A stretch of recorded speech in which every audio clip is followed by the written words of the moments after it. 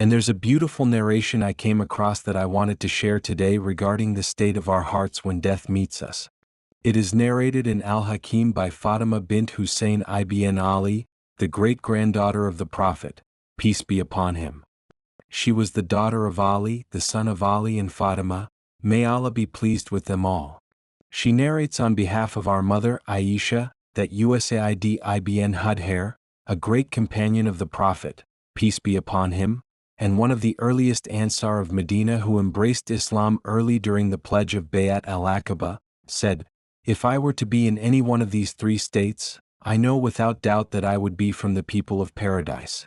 If I were to die in one of these three states, I would have no doubt about being among the people of Jannah." The first state, he said, is when I am reading or listening to the Quran. This does not refer to reading or listening to the Quran while distracted, scrolling through apps, or with background noise. It means sitting down to recite or listen to the Quran with contemplation and introspection. Dear brothers and sisters, Ramadan is only the way. In the time we have, we should aim for more than one complete recitation of the Quran during Ramadan. Why not start now by dividing it into manageable portions such as 10 juz per month, so that by Ramadan, you will have completed a full recitation. Take time daily to read the Quran without distractions. Reflect on how your heart feels during such moments. Listen to beautiful recitations, of which there are many available today, and notice how they move your heart. How much of your life is dedicated to this state? The second state, USAID said, is when I listen to the khutbah of the Prophet, peace be upon him. Though we cannot experience the blessing of living in the presence of the Prophet, peace be upon him, reflect on the most righteous person you have ever been around. Only Allah knows the hearts, but consider someone distinguished by their knowledge or worship. How did your heart feel in their presence? Did your faith increase in those moments? As Imam al-Shafi'i, may Allah have mercy on him, said, I love the righteous though I am not among them, hoping that I may gain their intercession. Even righteous companionship has a profound effect on one's iman. Imagine being in the company of the Prophet, peace be upon him, listening to his khutbah. His presence was unmatched. The companions would often fear hypocrisy because of the spiritual highs they experienced with him, which they felt unable to sustain on their own. For example, Hanzala, may Allah be pleased with him, once said, Hanzala has become a hypocrite, and Abu Bakr, may Allah be pleased with him, expressed similar concerns. They felt this way because their iman was elevated when they were with the Prophet, peace be upon him, but they couldn't maintain that state afterward. However, such highs are not meant to be constant, as humans are not angels. Listening to the words of the Prophet, peace be upon him, whether through ahadith or his khutbah, brings peace to the heart. Scholars have long turned to collections like Riyadh as-Salihin or Sahih al-Bukhari for spiritual solace, especially during challenging times.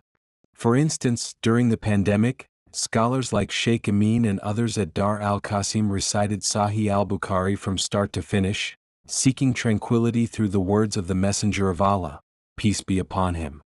Reading and reflecting on his ahadith can lift hardships and bring stillness to the heart. So connecting to the words of the Messenger of Allah, peace be upon him, is a precious sunnah tradition, and books like Riyadh as-Salihin were written so that people could benefit from their virtues. You don't have to wait for Sheikh Yasser to open it, read it yourself. Have a portion of Riyadh as-Salihin that focuses on al-Fadail and on things that the average Muslim can benefit from. Read the words of the Messenger of Allah, peace be upon him, study his seerah and connect to him, peace be upon him. The first point is listening to the words of Allah and reciting them. The second is listening to the words of the Messenger of Allah, peace be upon him, and reciting them. Now listen to the third one. He says, when I am witnessing a funeral. Someone told me last week, I prayed more janazas, funeral prayers, in 1 month than I prayed in my entire life. It seems that at VRIC Valley Ranch Islamic Center, we prayed more janazas in 1 month than we have in the entire existence of our community. Reflect on all the janazas you are witnessing. What is that doing to you? Where is your heart during those janazas? As you are witnessing and praying, he continues and says, every time I witness a janazah, I talk to myself about what is happening to the deceased and what they are transitioning to. This is self-talk. I ask myself, what is the deceased experiencing at this moment? Being carried from the hearse to the front of the congregation. Hearing the Imam say Allahu Akbar 4 times. Knowing they are about to go to their grave and hear the footsteps of people walking away. I imagine I am the one being carried. I ask myself, what am I about to experience? What are my thoughts in that moment? This self-talk brings reflection. Instead of being robotic, thinking, oh, it's just another janazah, or merely mourning the person if you knew them, think, that is me. Imagine yourself being carried back to the car, to the grave, and buried under the dirt. Think of being visited by the 2 angels from Allah. Say to yourself, this is next, this is next, this is next. Dear brothers and sisters, this kind of self-talk does something powerful to the heart. It aligns it. The more you reflect on your own janazah, the better prepared you will be for it. Each time you witness a janazah and prepare yourself mentally, you are rehearsing for your own departure. Think of how great athletes prepare. Whether it's an NFL quarterback or a basketball player, they practice the game over and over. How many times have you rehearsed your janazah as you watched one take place? May Allah grant us the best of endings. May Allah allow us to live lives pleasing to Him and make the best of our deeds the last of them. May He grant us readiness for the day we meet Him and not make us among the unprepared. May Allah make us among those who are always pleasing to Him. Dear brothers and sisters, as Muslims, our ultimate goal in this life is to attain Jannah, the eternal paradise promised by Allah. Striving for Jannah means living a life of faith, obedience, and good deeds, all while maintaining hope in Allah's infinite mercy. Allah reminds us in the Quran, and whoever desires the hereafter and strives for it with the necessary effort, while being a believer, it is they whose effort is appreciated. This verse emphasizes the importance of intentional effort paired with sincere faith. The path to Jannah is not about perfection but persistence. Simple actions like praying on time, reciting the Quran daily, and treating others with kindness carry immense reward. Even something as small as a smile can weigh heavily on the scales of good deeds.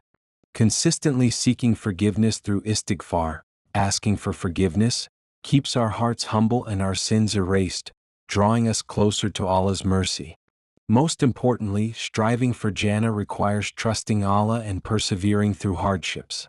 Life is full of tests, but these challenges are opportunities to grow spiritually and demonstrate patience. Allah promises, indeed, the patient will be given their reward without account. With hearts focused on pleasing Allah and actions rooted in sincerity, the journey to Jannah becomes a source of peace and fulfillment in both this world and the next. Help us build an Islamic studio at www.islamicstudio.org. Link in the description.